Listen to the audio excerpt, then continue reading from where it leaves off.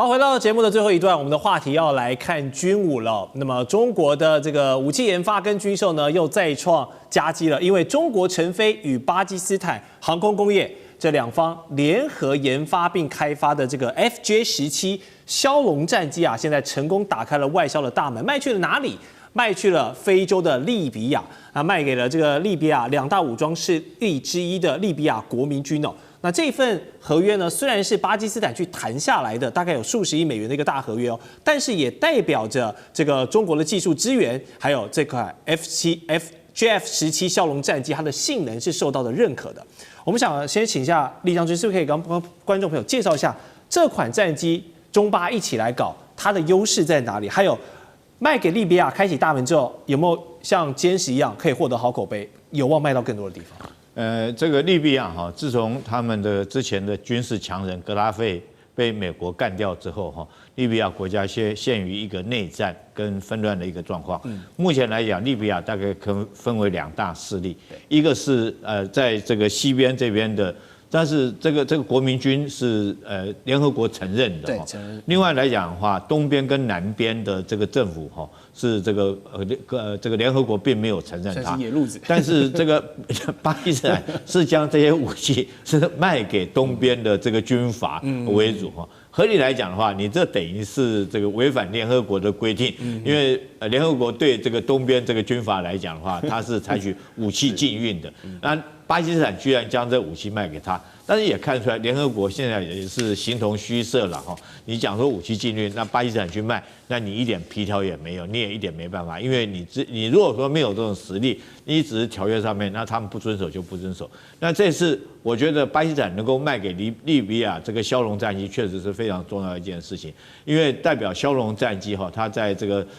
印巴空战之中，虽然说印巴空战并没有枭龙17，那是歼17。可是它整个作战体系大概是一致的，所以有获得很好的口碑。我想也因为这样，利比亚才愿意跟他采购。那这款战机来讲的话，事实上是可以制空作战，也可以对地来做攻击。它总共起飞重量可以到13.5公吨那么重，可以携带的武器总共有3.7公吨那么多哈。然后飞行的速度可以到1.6马赫。当然它总共有7个挂架哈，7个挂架当然可以携带的，包括空导弹以及空对地的导弹哈。那我想说，对于利比亚来讲，当然是非常重要。当然这也代表说是不要讲说中国啦，我们中国大陆。我们都知道，以前武器输出国家大概美国或北约的这些国家才有能力做到武器输出哈。那其实来讲，就是中国大陆跟苏联哈、俄罗斯有这能力做武器输出。那现在如果连巴基斯坦都可以做武器输出，我觉得这对全世界来讲是一大转捩点的开始。就连巴基斯坦，它从中国那边获得的技术的这种枭龙战机。都可以做到出口，那可见的以后来讲的话，对于中国大陆以后他们军用品的出口，那我想说更是一大利多。是，好，这个中巴的合作呢，其实不只是一起要造飞机啊，还有更大背后的一些未来的考量。我们来看到，根据美国陆军这个最新公布的《中华人民共和国2025年的军事与安全发展年度报告》呢，就指出解放军正在积极考虑要增加海外的军事基地了。那么这个中巴都称铁感情啊，绝对是大陆考虑建立基地的首选之一啊。另外很多地方也都被列入了这个名单，包括了安哥拉、孟加拉、缅甸、古巴等等一大堆哦，可以包括它的选址，不管是民族性还是政治差异性，其实都是蛮巨大的。那特别是解放军希望建立这个军事访问马六甲海峡还有荷姆兹海峡通往非洲、中东的海上交通线啊，所以这个共军期待打通任督二脉，那么巴基斯坦可以作为其中一个关键的穴位吗？刚才我们跟委员在稍早也谈到，就你认为现在解放军还欠缺了全球投射兵力，因为飞机要停要加油，航母要停靠，但他现在要开始部署更多海外基地，巴基斯坦也是一个好选择吗？巴基斯坦非常靠近荷姆兹海峡，波斯湾，这当然是一个天然的好地点了。但是它跟它的瓜达尔港的建设是有关系的。那瓜达尔港的整体的建设还在进行中，因为要做一个补给港比较简单啊，比如说在这个柬埔寨的云南港很容易作为补给港，要做个又给军事港口要有战斗能力，那就是一个大工程了啊！你各种装备啊、各种设备啊、武器弹药啊，都要很齐备啊，不是说我随便找个什么安哥啊、什么东西就可以做出来，而且意义也不大，就是你的战略的这个区块位置，对，是要做什么用的？那你比如说，你波斯湾对中国石油进口是有重大利益的，船怕被人家扣押等等的。那所以你在这个有意义比如说还有中国的商船怕被海盗拦截，在索马利亚附近的吉布地，那有意义那可是就马六甲海峡的话，中国还要跟缅甸还要再商量一下，因为最靠近马六甲海峡就是缅甸。然后缅甸呢，在靠近安达曼群岛的北边有几个小岛，中国已经买下来了，不是买下，租下来了。然后未来会不会开发成军事港口，现在还不清楚但是因为那个安达曼海靠近安达曼群岛的北部那几个小岛中国是租下来了，但是安达曼岛本身是印度控制的，所以这里面可能还有一些战略的考虑啦。那如果是用缅甸本土的话，那也可以啦也可以啦。可是中国现在可能也不急啊，因为它航空母舰都还在训练，还在运转要跑到印度洋，所以印度洋对中国是很重要的。没错。那因为涉及到红海、苏伊士运河等等。那你说非洲呢？非洲基本上就是基于它中国大陆在非洲的矿产很多嘛，所以可能安哥拉很多是有考虑。那至于它这个美国报告说到古巴，不至于啦。哎呀，古巴是美国这么近，他不会让你过去的。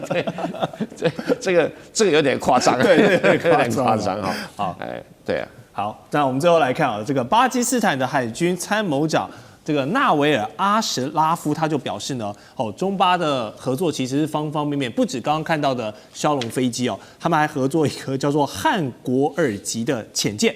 预计明年呢就要正式在巴基斯坦海军服役了。这艘潜舰的原型是谁啊？就是解放军的093B 潜舰是原型生产。那巴基斯坦也是付了50亿美元，以下采购8艘，前4艘中国负责建造，后4艘就开始要交接给巴基斯坦方面来组装，也算是一个技术有点转移的部分啊。此外，中国也为巴基斯坦海军打造了这个054 AP 型的护卫舰，然后在海军服役，获得了参谋长是高度评价所以我们看到中国的军武科技从海到空都帮助巴基斯坦，可以说是武装到了牙齿上。那针对谁呢？我相信最大的苦主就是印度所以看到巴基斯坦这样一直不断的跟中国武器合作，变得越来越强，印度的心理面积现在应该很大了，老师。印度当然有压力因为印度现在它同时得罪东西两边的2个国家，一个是孟加拉国，是现在的关系也很紧张；另外一个那当然就是巴基斯坦，长久的敌人中国大陆跟巴基斯坦的这种铁杆子兄弟的这种关系很深了。你也看到了这个歼10C的辉煌的战果那现在093B 这个核动力潜舰它的攻击性很强的，而且也是中国大陆目前他们在使用的一个主力的那个攻击型的战舰之一另外054这个导弹护卫舰也是中国大陆目前还在使用的。前段时间穿越公国海峡也就是054有的时候中国大陆的航母它会搭配055跟052，对，有的时候它是搭配055或者是054，或者是有时候就是055、0542艘，然后一个补给舰，那么去穿越大隅海峡，所以它是大陆攻击能力很强的。应该是64垂发我记得好像是60垂发，我记得应该是的可能还要再查一下。是，它是一个也是大陆所使用的主战的护卫舰，所以它的这个灵活速度是很快的。这样的一个战舰提供给这个巴基斯坦，而且协助它建造，这个意味着也就是说强化了巴基斯坦海军、空军跟潜舰的一种作战的制造能量当然会牵制印度了。印度当然哇哇叫了印度目前来讲，它的获得的来源，除了就是过去陆军的武器很多是从英国买的，然后它的海军的武器跟空军的武器是从俄罗斯买的。那现在它一直想打通跟美国购买这个战机，但是美国的这个情况都并不顺利的情形下，印度更想是自己制造。但是印度在自己制造战舰、潜舰战机这个部分，甚至连航母都不顺利。是啊，印度自己制造的都不顺利。那采购的本身啊，这个我们看到它的维修跟使用的情况，也并不能花费他们原有应该占舰的能力。所以我觉得以孟加拉以巴基斯坦现有的跟中国大陆的军事合作的这种密度来看的话，这个当然对于印度是会构成很大的牵制作用，包围中国大陆。